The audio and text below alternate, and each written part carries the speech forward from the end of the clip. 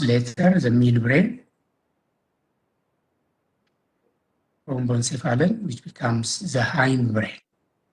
Prosencephalon later on divides into telencephalon and diencephalon. The mesencephalon becomes the midbrain. Rhomboencephalon becomes hindbrain.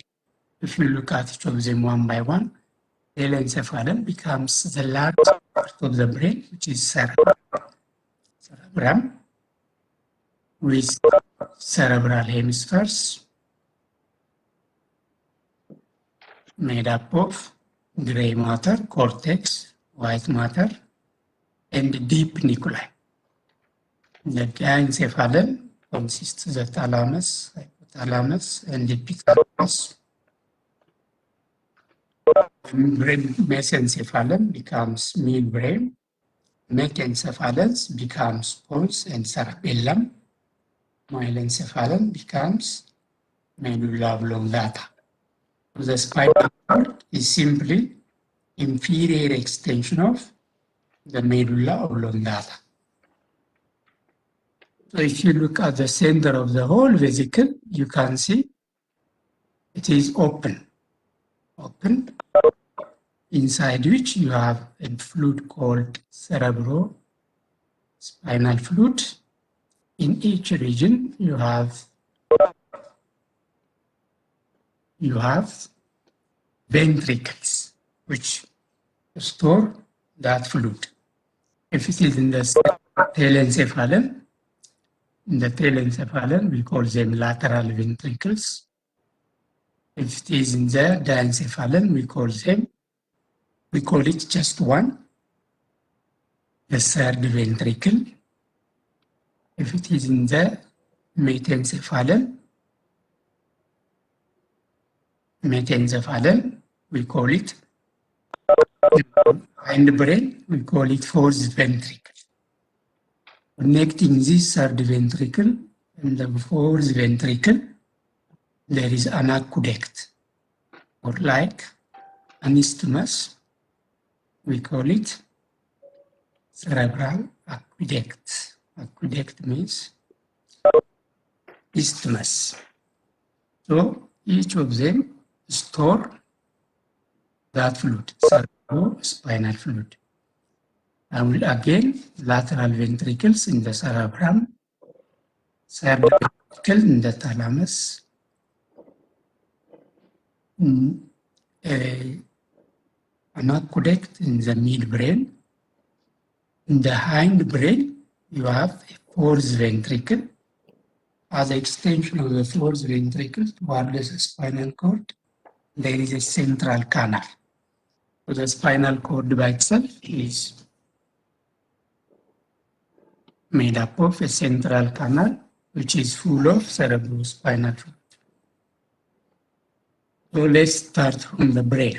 When you look at the brain, this is the largest part, known as cerebrum. This one is cerebellum, medulla oblongata, pons. You can see the midbrain from lateral aspect because it is embedded between the two cerebral hemispheres. The same is true thalamus again.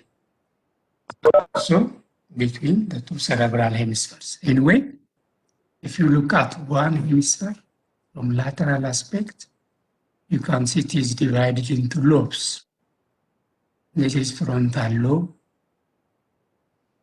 this is occipital lobe, and this one is parietal lobe, and this one is temporal lobe. So that each hemisphere is divided into lobes.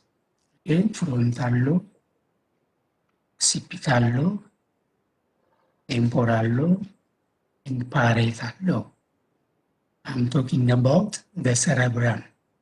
When you look at it laterally, it looks like this. Lateral.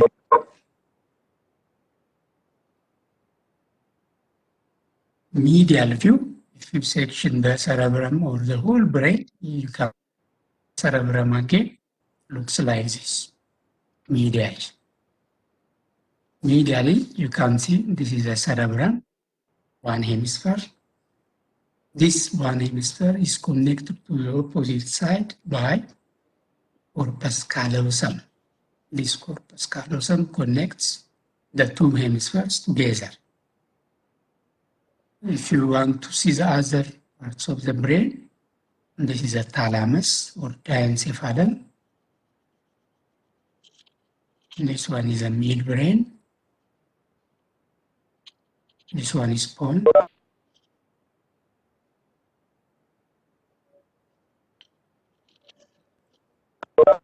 If you go back, thalamus or diencephalon has also extensions like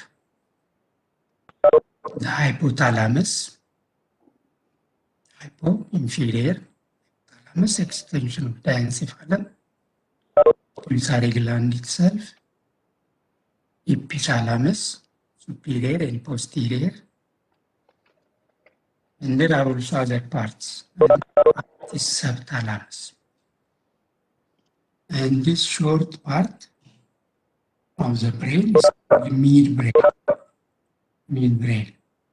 It has anterior part, tectum, posterior part, tegmentum, and this extending from the midbrain is pons.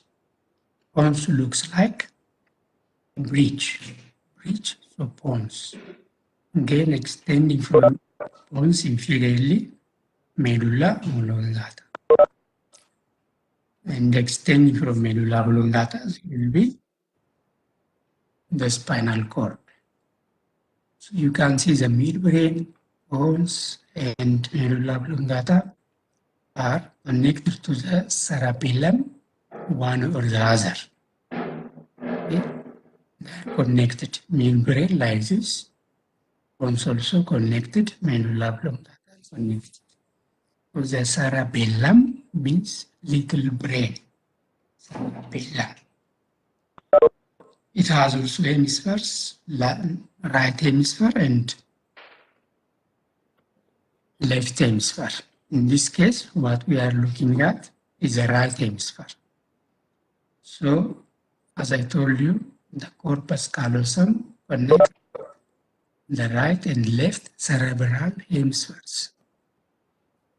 Likewise, the right and the left cerebellum hemispheres are connected by a structure called vermis. This leaf-like structure is called vermis.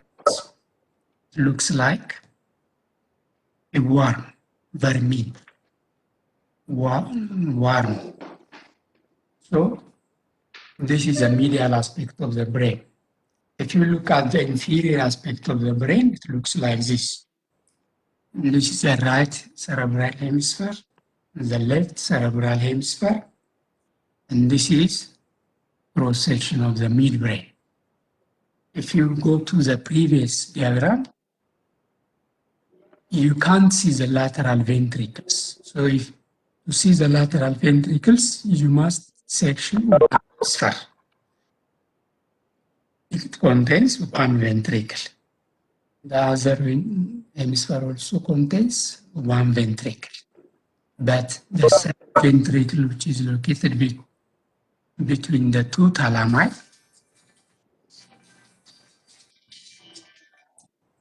hello?